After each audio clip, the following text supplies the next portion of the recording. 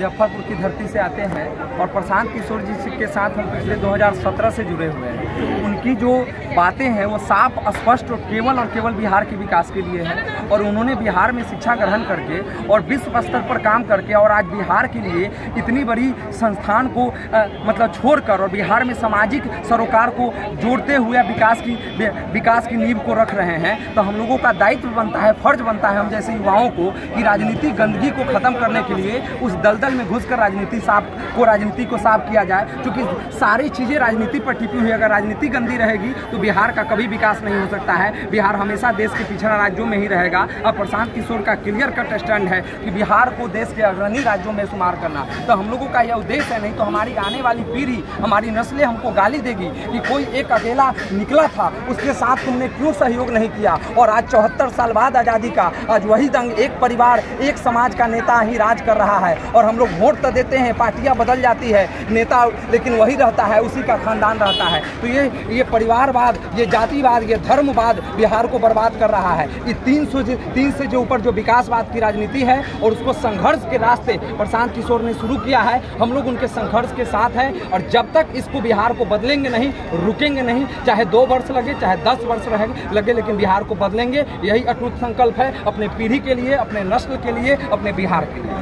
जो आप उम्मीद कर रहे हैं वो जन स्वराज पद यात्रा अभियान में वो क्षमता दिखती है? बिल्कुल पूरा क्षमता। हम लोगों ने तो जो स्वप्न देखा था उस सपना आज पूरा हो रहा है और एक अकेला कारवां चला था, आज पीछे काफिला बन रहा है। तो काफिला हमारे साथ है और ये विचारधारा बच्चों तक पहुंच रही है, बुजुर्गों तक पहुंच रही, साहित्यकारों तक पहुंच रही है, पत्रकारों तक पहुंच रही है। तो वो दिन नहीं है कि ये बिहार की आवाज़ बनेगी, जन स्वराज गुड गवर्नेंस स्थापित करेगा। ये हम लोगों का भी उद्देश्य है। सारे पढ़े लिखे जो बिहार के बुद्धिजीवी लोग हैं इसको अपना अभियान मान रहे हैं, ये सबसे खुशी की बात है। और चंद लोग जरूर चाटुकार माफिया होंगे जो अपनी टिकट की राजनीति करते हैं और बिहार का भलाई से उनको मतलब नहीं है, सत्ता में आने की राजनीति करते हैं। लेकिन प्रशांत किशोर ने कहा है कि सही लोग सामूहिक प्रयास को हम लोग को करके और सही लोग को ढूंढना है, तब बिहार बदल सकता है। और ये साफ क्लियर कट है। हम लोग पढ़े लिखे हैं, MBA LLB है, हम लोग समझते हैं, कानून व्यवस्था से लेकर मैनेजमेंट को समझते हैं। जब तक हम पूरे लोग मिलकर दलदल को साफ नहीं करेंगे तब तक बिहार नहीं बदल सकता। तो इसलिए सही लोग को चुनने का यह प्रयास है और ये अभियान सफल होगा,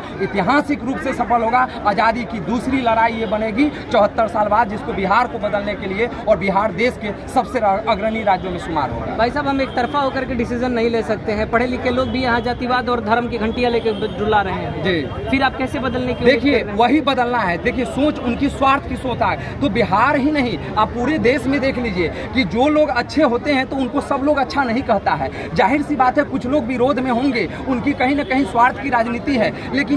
लेकिन 80% लोगों की ऐसी संख्या है, 20% बिहार पर राज कर रहे हैं जो बिहार का भला चाहते हैं, उम्मीद से वोट करते हैं हर 5 साल पर, लेकिन उम्मीद उनकी टूट जाती है क्योंकि दूसरा कोई ऑप्शन नहीं रहता है। बिहार में एक नया ऑप्शन बन रहा है, न NDA, न इंडिया, न जात, न धर्म और समाज और विकास और मुद्दों की राजनीति, युवाओं को सक्रिय राजनीति में भागीदारी कराना, यूथ इन पॉलिटिक्स। ये साफ क्लियर कट हर भाषण में प्रशांत किशोर ने अपने मंतव्य में, वक्तव्य में बोला है कि जब तक ले युवा सक्रिय, जब तक ले अच्छे लोग राजनीति में नहीं आएंगे तब तक बिहार अच्छा नहीं हो सकता। तो ये प्रयास है और निश्चित वही, इसीलिए तो हम लोग काम कर रहे हैं, लोगों से संवाद कर रहे हैं, घर घर जा रहे हैं, पद यात्रा में सहयोग कर रहे हैं। जिनको जहां समय मिल रहा है कार्यस्थल पर, अपने घर में, अपने परिवार में, अपने पंचायत में, अपने जिला में लोगों को जोड़ रहे हैं और वो सफल हो रहा है। मुजफ्फरपुर से आज हजारों की संख्या में हम लोगों के साथ यहाँ पे नौजवान, बुजुर्ग, साहित्यकार लोग आए हैं। ये साबित करता है कि मुजफ्फरपुर की यात्रा ऐतिहासिक होगी और मुजफ्फरपुर से इस अभियान को एक बहुत बड़ा बल मिलेगा।